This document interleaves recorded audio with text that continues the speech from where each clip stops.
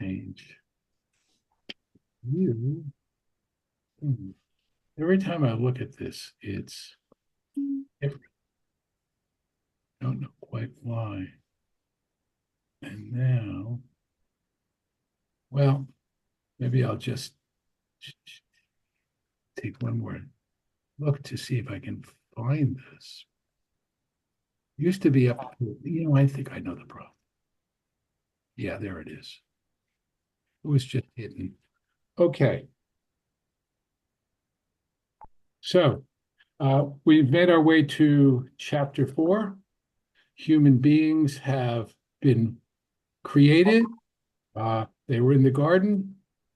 They ate the fruit of whatever tree it was, and they have been expelled now.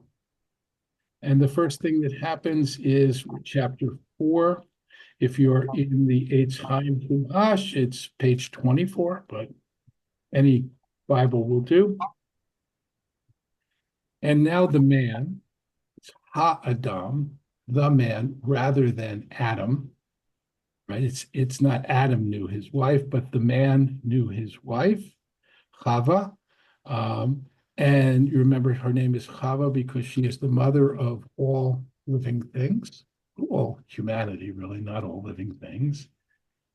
So he knew her, and in the Bible, yada is not merely awareness of or knowledge of, but it's something much deeper than that. And it is the word that is used for intimate relations, among other things. A kind of deep knowledge that that comes from and leads to sexual relations. And so first, and I want to mention the order here for a reason that I'll mention in a minute. So he knew her, and then she gave birth, and she gives birth to Cain or Cain, right? So, and now Cain literally means smith, like someone who works in metal. But she is going to explain this name based on a kind of verbal pun. So she will say, why Cain? Because Kaniti, I acquired a man, or I gained a man in the translation here. Et Adonai. Et here is unclear. It could mean with the help of God. It could mean from God. But it's striking that she invokes God. Now, there are a variety of ways you could understand this. One would be that she thinks that Adam had nothing to do with it. Right? I mean, she could think that sex and birth are completely disconnected. And it's really God who gave her this child. And there is certainly a rabbinic tradition that in every marriage, God is a partner, right? Uh, it's or maybe she means that this child is a gift from God, a blessing from God. Um, so at any rate, she names him. And women generally, though not always, are the ones who name children. Though the society may be patrilineal, women, at least in this context, seem to have that power. She doesn't obviously name him after a relative. There were none. And that is only the Ashkenazic tradition. Anyway, to name people after deceased relatives. At any rate, it's striking that she is an Isha, a woman who has been taken from Ish, that was Adam, right? And now she has created an Ish. So there is this sense of being, you could say in some ways that being taken, she was sort of born from Adam, came out of Adam, but now she herself is the mother of a person. And in this naming, she uses God's name, Yud He Vav He. I got it from Yud He Vav He, or with Yud He Vav He, which is not the word Adonai. Adonai is the word we usually use to replace Yud He Vav He. Yud He Vav He is God's not a person, but it's God's personal name. It is, the most intimate, closest to God's nature, and is, according to tradition, at least its pronunciation is unknown, and beyond being unknown, shouldn't be used anyway by human beings. It's presumptuous. And so we, in the place of that, when we're reading it, generally say Adonai, if it's in prayer or study, which means my Lord. It's a euphemism. As though we're talking about President Biden, you wouldn't call him Joe, right? You'd call him Mr. President. Yeah. So this is not, you wouldn't call God Yud He Vav He, however that's pronounced. You call him my Lord. And as you probably know, there's also a tradition outside of prayer, really, of not even using Adonai, my Lord, but simply saying Hashem, meaning the name. So sort of further distancing. It's kind of a euphemism for a euphemism in some ways. Anyway, it's striking. This is the first time this name is said, and it's said by a woman in this, which is striking, at least if you think about the ancient Near East and the world. Now it says, "V'tosef lalede." She goes on giving birth, and she gives birth to Achiv, his brother. So I would suggest to you, and I'm not alone in this, that they are twins. Why? Because it doesn't say, as it did before, that she knew Adam and then she gave birth. In other words, it wasn't a second act of procreation.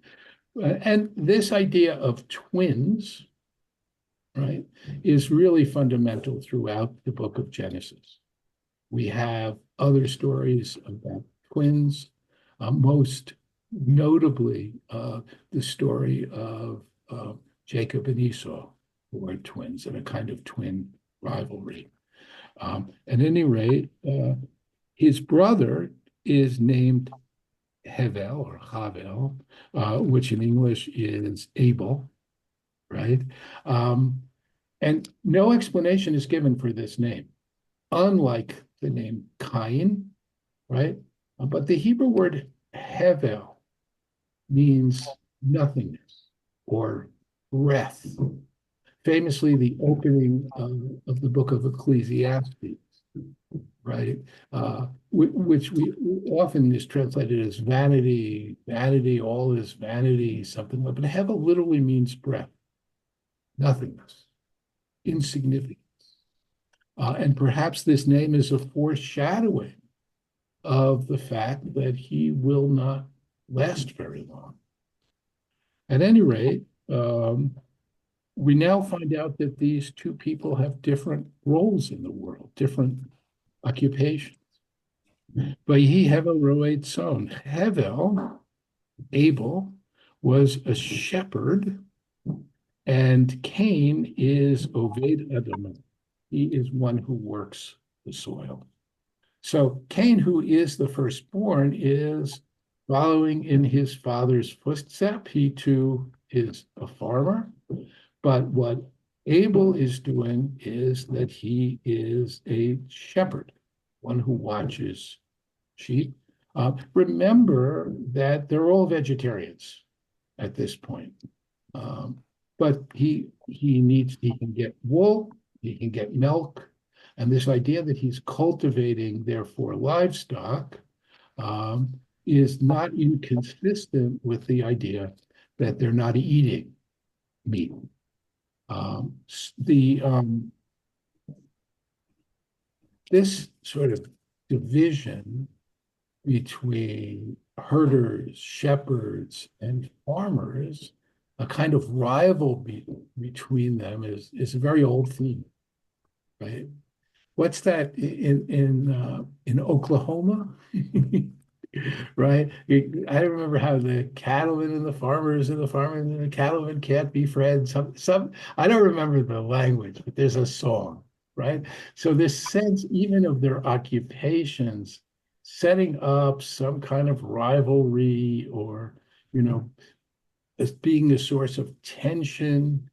Doesn't say that, but there is some sense of that, perhaps. Okay, so after some time, uh, Cain brings an offering to God. We don't know anything about this offering. Uh, Likely, since he is a since Cain is a farmer, it's some kind of crop, a wheat offering, something like that. What's striking is there's no commandment to do it. He just does it. And I think that implicit here is this sense that gratitude is kind of innate with human beings, or an awareness of God, of the divine, of something greater than us, and a desire to give something to something greater than us. At any rate, he's the first person to make an offering, which sounds pretty good, but actually, we now see, and Abel, Gam, whom he also brought an offering, but here it is from the choicest of the firstlings of his flock, right? So he seems to be one-upping his brother, maybe. We don't know what the nature of the offering that Cain brought, but we know nothing, that it wasn't something special. And here Abel is bringing the best, right? The firstlings are always the best, and throughout the Bible and the ancient world, the first crops, the first people, all of that is considered, more, better. And so he's bringing that firstling to God, and God does not, God does not, God, God pays heed to, looks at, is grateful for, accepts. It's hard to know what the word actually, Yisha rather, actually means. But in terms of Abel's offering, God is pleased with it or pays heed to it. But Cain and his offering, God does not pay heed to. Right? So Abel gets a pat on the back, and Cain, it's a kind of rejection or perhaps being ignored. Not great, right? And you might say, hey, this was Cain's idea. Cain was the first. And so the rabbis are troubled to a certain extent by this. They say, well, it was about giving the best. Abel gave the best. There's also a lovely interpretation. It says, and Abel for his part in verse 4, but in Hebrew, you could read Gam Hu, for his part, you could read also himself, gave of himself. That is, that this was not just a kind of routine thing, but he put himself into it. In Hebrew, we talk about, when we talk about prayer, we talk about kavanah, right? Kavanah is really, sorry, let me just, yes. Kavanah is intentionality, purpose, putting yourself, when you pray with kavanah, you put yourself into the words. You do it with a great awareness that you're in the presence of God and so on. And so this idea of God who also himself brought the offering is perhaps, at least in the rabbinic tradition, one reason why we could say that God looks favorably on Abel's offering rather than Cain's offering. Now, how do they even know? What does it mean to say God looked favorably on the offering? How do they know, right? And so, one attempt to explain this is that when Abel brings his offering, fire comes down from heaven and consumes it as though God is accepting it. Um, and there is a sense of that. We see that much later on in the story of Elijah and the prophets of Baal. There's a kind of showdown, and Elijah challenges them, and then finally Elijah puts his offering. Their offerings are ignored. Elijah puts his offering on the altar and douses it with water and makes it very difficult to be put on fire. And yet a fire comes from heaven and consumes completely the offering, showing that God accepts Elijah's offering, and the god Baal is a false god who can do nothing, right? However, and the Bible here, the Torah is really non-specific, and we don't really know what it means, but they certainly know what it means. And Cain knows what it means, because it says that he is distressed, right? And I think Yihar is more than distressed. It's angry, right? The unfairness of it, the sibling rivalry here, and he's very angry, and his face falls, right? He's depressed, he's angry, and God responds. God actually talks to him. And that's striking because we don't have God. The last time God talked, it was to send them out of the garden, right? And here God is responding to Cain's distress, though he does it in a strange way. He doesn't say, there, I love you too, right? He responds in a kind of poem. And you can see, if you look at the Hebrew, at least in its time, you'll see that it's written in poetic form. The lines are very short. That's how sort of the poetry is indicated. And biblical poetry is generally, the way it works is that you'll have the same thing repeated twice in different language. So here, why are you distressed? Why has your face fallen? Basically equivalence. If you do the right thing, say there is uplift, right?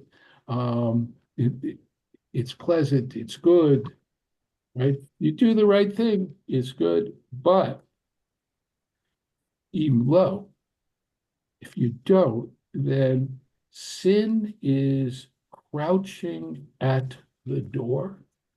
Very interesting image. And its desire is for you, but you can be its master. Or actually, literally, you are its master. All right. So this idea that you have to make choices, and you've got to be careful because sin is crouching at the door. Robert Alter here actually translates it tent flap for door, which is kind of interesting. It gives you that sense of these people as nomadic and intense and so on. Presumably they don't have homes, right? And sin is waiting to come in. And the question is, will you allow it to come in? There's this rabbinic text that says, you let it come in and it'll take over the house. Right? It'll be, yes. That's based around an idea which is avera goreret avera. One sin will lead to another. It's a slippery slope. When you let it in, you won't be able to control it. By the way, they say the opposite, one mitzvah leads to another. Do a mitzvah, you'll feel the goodness of it and you'll do many more, right? So God says to Cain, hey, you can control this, right? But apparently he doesn't. And in fact, it is now sin that has come in through the door. Because now we're up to verse 8. Vayomer Cain el Hevel, Cain said to his brother, actually, before we get to this first murder, and it's not, I don't need a spoiler alert, you know what happened, but let me open this up and I'll change the view. Why is it doing that? I want to change the view to the speaker, to the, gallery. Any questions at this point? Robin? Yeah, so it's not so much a question as a thought. I had never heard of Abel's name being translated as breath or insignificant. And then what you said about, twins being in the Bible and the Torah so many times. But I just wonder if there's some kind of interpretation that you have Cain, who was born with all of this expectation. He's the strong one, he's the firstborn. He has the big name and the important job. And then Abel, who was born just as nothing, insignificant. And then as they grow up, it's Abel who has to sort of make himself. So he works harder and he strives harder. And so when he brings his offering to God, he's built that in himself, as opposed to Cain, who sort of takes for granted what he was born with, and he's just doing what he's supposed to do. And That that's sort of how people are in the world. that is a lovely interpretation. I have not seen it, but I think it really is a lovely idea. It does seem to kind of reflect human nature. There is a sense, and clearly it's not here, but in general, despite the fact that the firstborn is seen as having certain prerogatives, and actually in Jewish law, the firstborn gets a double inheritance. Right? Hmm. But the stories in Genesis consistently favor the secondborn, interestingly enough, right? So Abraham's firstborn is Ishmael, but it's Isaac who Hmm. becomes, it's a kind of reversal of this process. And this idea of a rivalry between them will continue throughout. Did I see another hand, Hannah? I'm surprised that God is judgmental toward them or toward Cain. Which one is that? Toward Cain. But I guess if I see it as a teaching event, then it's okay. But it bothered me that he was rejecting one over another. Yeah. Well, I think Supposed to accept everyone, we right. thought. The idea is, you can do better. you know, and yes, I think so. It's a hard lesson, right? It's not so. Somebody once told me this story, which I will share with you, about a kid, and it's a true story, a child who makes breakfast, is very nice, makes breakfast and brings it to her mother who is in bed, right? I brought you breakfast in bed, but it's Yom Kippur. Oh. So what do you do? And the person whose child this is, I ate the breakfast. What can you do, right? Um, that's not the attitude of the Jewish tradition, right? It's a learning moment. This is so wonderful. Thank you so much. I know you didn't realize it, but right. So that idea, unconditional love doesn't mean unconditional acceptance. They're really two different things. And there is a sense, I think, in the Jewish tradition of parental responsibility to teach your children when they do something. I mean, in this case, it's not yet something wrong, but it's not something which is up to the standard. I mean, God doesn't reject Cain. He just says, you do the right thing, it'll go well, right? So, I mean, it's true. I don't know, is this good parenting or not?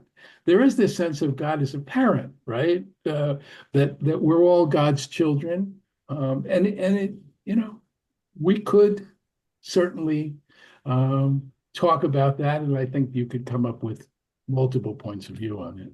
Any other comments? Yes, Sandy. Yeah, I was actually, that's what I was going to say is that um, I don't know. I think that God should be faulted for creating sibling rivalry. It's the first case in the Bible, and it goes on later. And God's supposed to model behavior. I mean, imagine that you have twins. It's your birthday, and they both bring you a gift, and and they brought you a gift, but one of them you accept, and the other one you should deal with it better if you don't like it, I think. Right. Okay. I certainly take your point. Um, the text is not seeing it that way. I do think, though, that there is a sense in the Bible that rivalry is inherent in families, that it's not that God is creating rivalry here, but the rivalry is inherent. Now, whether God responds appropriately or not, well, it's God, so it's appropriate. But whether God responds in the way we think one should is another question. At any rate, I'm going to come back now to, Saul, go ahead. Yeah, one thing about the word hevel, sometimes I think about, when they mention breath, when we start the use core service, Adonai, Ma'adam, Right. The word hevel it's like a fleeting moment. Yes. Yeah. Yeah, exactly. And this is a fleeting look, if you will. So yes, yeah, Hevel is just it, and I think if you're going to talk about Unatana Tokef, right, the last paragraph of Unatana Tokef, where we get these different references to life as being very fleeting, and it really it that is this sense here, and we see this also in the book of Ruth, um, where the her children's names, also Machlon and Chilion, also in Hebrew reflect that sense of sickness, or there's almost something prophetic about the names as there is here. Okay, at any rate, she doesn't give him that name, but he has it. So Cain says, let's just change the view. So Cain says to Abel, his brother. Now, the Torah is going to emphasize here that they are brothers. I mean, we know they're brothers. He could just say, Cain said to Abel. But the point is that Abel is his brother, and what he is doing, he's about to do, he's going to do to his brother. And then it says, and they were in the field, and this happened. So what did Cain say? Right? If you look at the English, at least here, following the Jewish publication translation. And Cain said to his brother Abel, ... Right? We don't know. So in the ancient translations of the Torah, the Greek, the Syriac, the Aramaic translations, these three dots are filled in with the words, let us go into the field. As if perhaps they've fallen out of the text. You never know when you see things like this. Is it that the translations mean seeing a gap, mean to fill the gap? Or are they representing another tradition that got lost in terms of the transmission of the biblical text, but was a text that they had when they translated? In general, we think that the biblical text that we have goes all the way back, that it's accurate and complete in every indication. But there are places where it almost seems like, no, there's something here that's not quite right, that may have sort of been lost over time. And perhaps this little phrase, which, doesn't really add anything. Anyway, the point is they're in the field, and that's what we see. And then it says, V'yakam Cain el Hevel, that Cain got up, right, set upon his brother and killed him. Why? Doesn't say.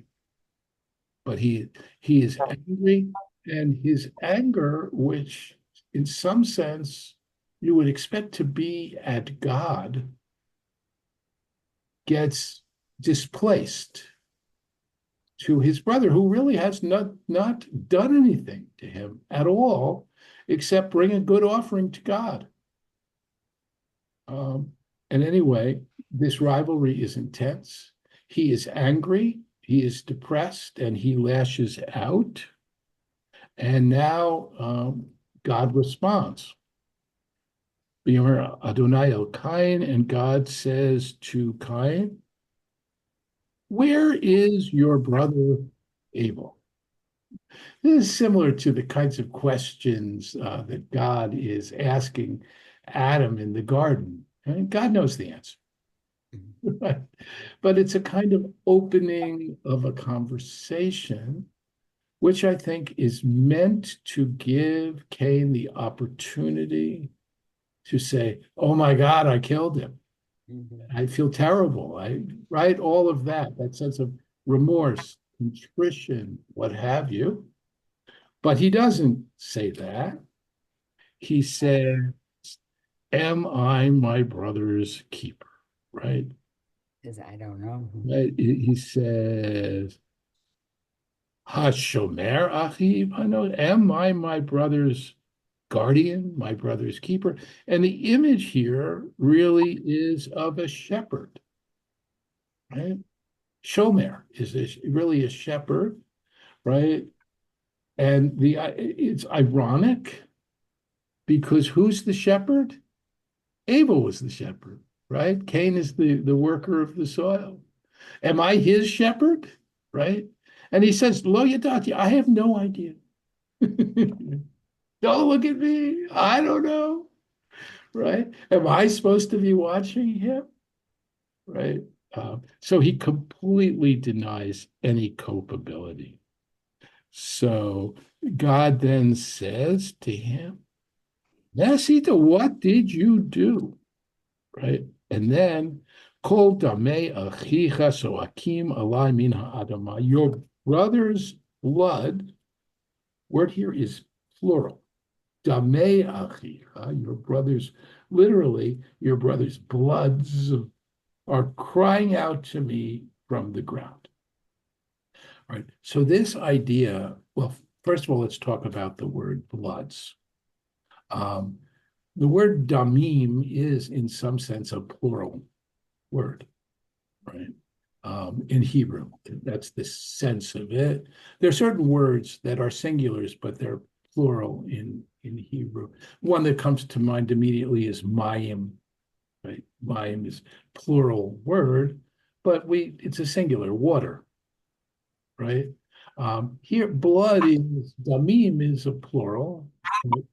We look at it as a singular. And so the Midrash wants to immediately jump on this and say, why your brother's bloods?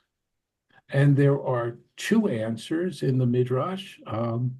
One of which is that Cain just was hitting him and his blood was all over and coming from many different places. And so there's that sense of it. By the way, does Cain even know that he's murdering Abel? I mean, yes, he seems to have called him out into the field and done this when they got there. There's no sense of an argument or anything else. Seems premeditated. But maybe he just wants to beat him up. Do they know what murder is? Does he have a sense of it? It's not clear. But he did. I mean, he could have said that. I don't know. Oh, I don't know what happened. But he doesn't. At any rate, so maybe the plural is for that. But the rabbinic tradition particularly likes to think about it in these terms, that not only is Cain killed, but half of humanity is also killed. Right? Everybody who would come from Cain. And that's why it's in the plural. When you kill somebody, you not only kill them, you could kill all the human beings that could have come from them. By the way, I neglected to mention this, but this is a similar midrash in some ways. What were they arguing about? If they were arguing in the field, and the rabbis give a variety of answers, and one of them is that they were dividing up the world. Right? You get this part, I get that part. And the question, and this is very rabbinic, right? Clearly not the case. But they were talking about who gets the part where the temple will be. Right? That'll be the best part. Right? So they're arguing about that. I think it's interesting. And it also reminds me, of Spain and Portugal, who at one point divided up the known world. They didn't really know the world, but the part that they had found out about. So here, we don't know why. We don't know what.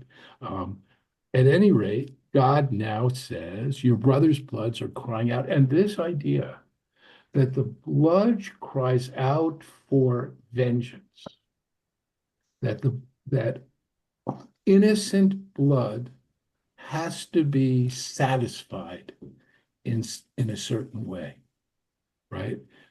It's a very deep biblical idea. Right? There is this, later on, the Bible moves away from this institution, but there seems to have been an institution in the ancient world called the Goel Hadam. Right? The Goel Hadam was the member of a person's family whose job it was to go and avenge the death of their relative on the person who killed them. This is kind of Hatfield's and McCoy's kind of stuff, right? Goel Adam literally means the blood redeemer or blood avenger. Right? This idea that the blood is crying out now, and it must be satisfied in some way. And the Torah later on has all kinds of provisions if the person innocently, manslaughter, they didn't mean to kill the person, but they did. And how are they going to be protected from the blood avenger? At any rate, the blood is crying out, and therefore God says, you will be cursed from the land which opened up its mouth to receive your brother's blood. The land is almost sort of, the mouth of the ground opens, and there's a sense of it. It eats it. And so what's the punishment? He says, if you till the soil, it will not give you its strength. Right? You're not going to be successful at farming any longer. You will be a vanade. You will be a ceaseless wanderer on the earth.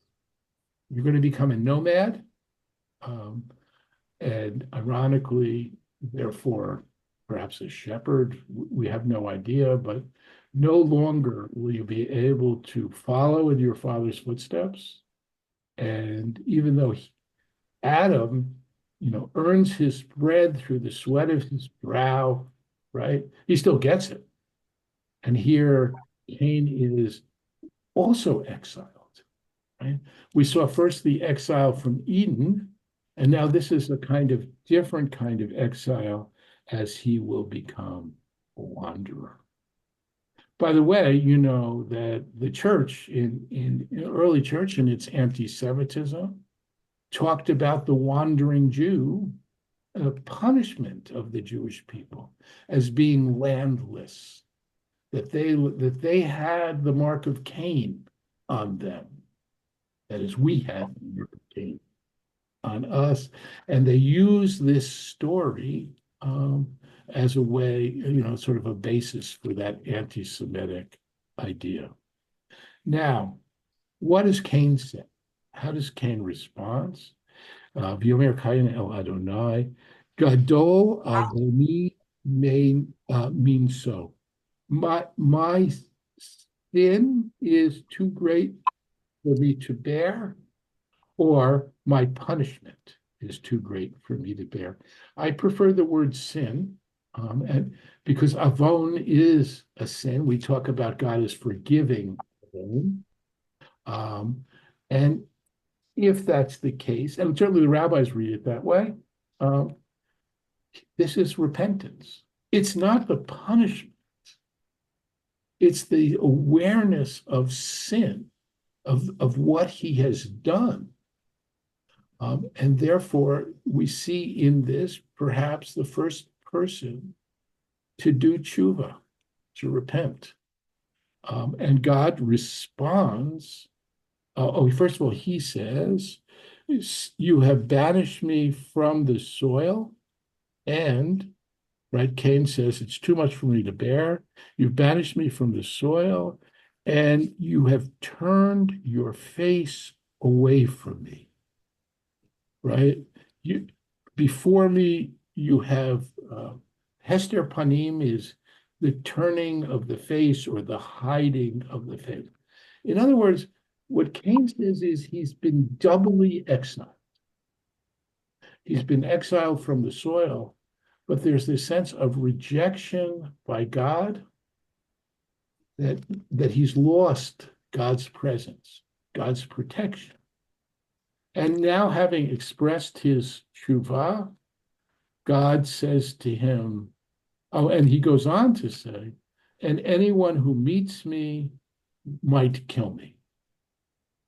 You're not going to protect me. I'm going to be out there wandering around, and I might well be killed. Now, first of all, it's interesting. Cain is the murderer who's now afraid of being murdered. He now understands exactly what murder is, and he fears for it. Who is he worried about? As far as we know, there are 4 people in the world, now 3. So what is he talking about? And the answer to that question is one that I have made, point that I've made repeatedly. These stories are not meant to be taken literally. They're just not. Just as we saw the difference between chapter 1 and chapter 2 and the question of whether the animals were created before human beings or after human beings, right? There are holes in these stories. So that they contain real truth, spiritual truth. They talk about the relationship between human beings and each other, between human beings and God. They talk about the basic ideas of morality, all of that. But they're not literally telling a story about Cain and Abel, the 2 first children in the world. You could say in some ways it's a myth. That is to say, it's profound and important and central to our understanding as Jews, but you can't take it literally because this just doesn't work. And Cain's going to get married, and it's the same problem. Who does he marry? Unless you want to say he married Eve, you're in trouble. Okay, so God now responds, and he said, what does he do? He protects Cain, and in two ways. First of all, he says he makes this statement: if anyone kills Cain, I will not only avenge him, I'll do it 7 times, sevenfold. What does that mean? Through 7 generations, perhaps? Or maybe the word 7 here is just completely, totally, right? This sense 7 is a number which is used in a number of different contexts. It has symbolic meaning of completeness, wholeness, right? And in addition, God now puts on Cain an oath, a sign, or a mark, so that people will know that he is under God's protection. This is not like the scarlet letter, right? This is not being branded as a murderer. This is indeed the opposite. This is God who has accepted Cain's repentance and doesn't want to see him murdered. It's not eye for an eye. It's not that he deserves it. It's not that God takes his life. Of course, if God took his life, then where would we be? Adam and Eve and no one else. Well, we'll see. They will have another child. Okay. So God puts a mark on him and he leaves the presence of God. And he settles, interestingly enough, he settles in a place which is known as Nod, which is east of Eden. And Nod itself means wandering. So it's kind of, God says you will be a wanderer. He says, good, I'll go live in the place of wanderer, right? He doesn't actually roam. He settles down. And as we're going to see in the next 2 sentences, Cain now knows his wife, and she gives birth to, his name is Hanoch, or in English, Enoch. And then Cain founds a city and names it after his son, Enoch. So he settles in a place, and he is the first urban human being, right? He is not going to be a farmer, and he's not a shepherd either now. He is a city dweller. And he not only founds it, but he names it after his son. He lives now in the city of Hanoch, of Enoch, about whom we will have more to say later. Let me stop at this point, and we're going to open it up for questions or comments. Anything about Cain and Abel, or anything else that I've talked about? All right. Yeah, Sandy. So if I were Cain's lawyer, Yeah. I would say, wait a minute now. How did he know 2 things? How did he know not to kill? And how did he even know what he was doing? Well, all right, let's see. How did he know not to kill? So the Torah's idea here seems to be that there are certain things that are innate, that human beings by nature should know that murder is wrong, right? Precisely because of your question, right? How does he know? You know, right? And I think, we can talk, for example, about the 7 Noahide laws, right? These are 7 things that 7 mitzvot that non-Jews have to follow. And there's a sense there also. It's not like God commands all non-Jews, thou shalt not do these 7 things. This philosophers call this natural law, right? Something inherent that people should understand. Just like one of the laws is to establish rules of justice, courts, that you can't just have anarchy. And people should know that inherently. Go ahead, Robin. So I was just going to build on what Sandy said is, so maybe how did he even know that by hitting Abel that he was going to kill him?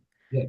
So it's a good question. And if the lawyer made it, God could say, yes, and I didn't kill him, right? In other words, Cain's punishment here is actually, you could say, mercy. Right later on, and we'll talk about this. The Bible says, what's the penalty for death? It's death. Cain doesn't get the death penalty. Cain is expelled, wanders, but you know what? He founds a city. He's going to have lots of descendants. We're going to read the genealogy of Cain's descendants. Right? So, yes, you could say mitigating circumstances. And it would seem that God took that into account. But to the broader point of how does he even know, he's supposed to know. Anything else? Because we are really in the land. Go ahead, Myra. I just wondered if there were only 3 people in the world, where did he find his wife? Yeah. Same problem as where are the people that he's worried about being killed. There is a rabbinic tradition that, there was a sister born that doesn't get mentioned. Because clearly, if you look at the genealogies, women are not mentioned.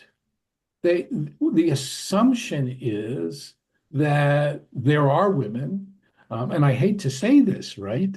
But they're not important enough to be, or they don't play a role in the story. And therefore we don't need, the women are mentioned, right?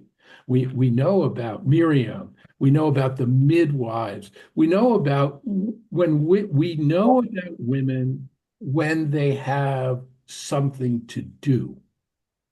Story. But otherwise, they don't seem to be mentioned. It's a patrilineal society. It's the men that are important. They have families, they have children. Obviously, they had wives. We don't know their wives' names. They're not even mentioned. And so, who does he marry? Now, there is a rabbinic tradition that he married Eve. Right? Oh, God. Remember, incest is not yet forbidden, right? So, is she really going to marry her son who killed her other son? I don't know. But I keep coming back to the same thing. There are holes in the story. You can't look for logical doesn't work that way. These stories aren't meant to be read as history. Robin. So just going back to what Cain might have known or not known in advance of hitting Abel and killing him. So when Adam and Eve ate from the tree of knowledge and they became aware that they were naked and so on. So presumably they they gained other kinds of knowledge, perhaps what murder was or what. And so would that have then passed down to their children? So then maybe Cain did know that because he got that knowledge from his parents. I don't think that what we have here is a tradition so much. What would they pass down? That fruit which is in the garden that we can't get to anyway, don't eat it.